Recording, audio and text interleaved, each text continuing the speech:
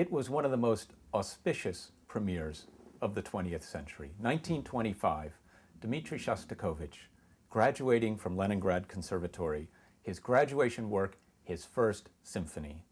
He was just 20 years old. He had actually completed the work a year earlier.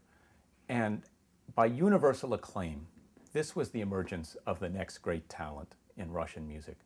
You could describe the first movement of this first symphony as a burlesque.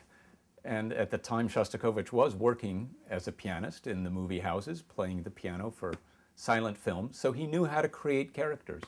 And here in this first movement, we hear individual woodwinds come on, take pratfalls, big contrasts, all developed symphonically, but quite a humorous movement. This is really Shostakovich's sense of humor being developed. The second movement is a romp, pretty much in the manner of Prokofiev's classical symphony, Prokofiev's first symphony. So here we see that the young Shostakovich had really absorbed the lessons of the latest things going on in music around him. But for me, the most remarkable movement of this symphony is the third movement, the slow movement, because it's hard for me to understand how a teenager could produce something so deeply felt.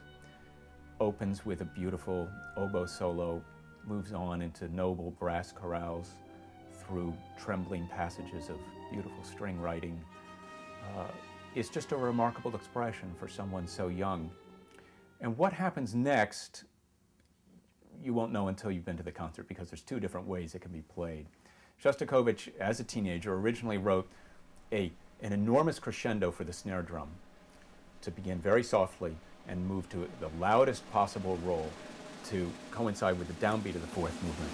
He later decided that that was a vulgar gesture and asked that it be removed from the score, and yet it's generally performed with that snare drum transition to this day. How Maestro Robertson will decide to play it, you'll have to find out.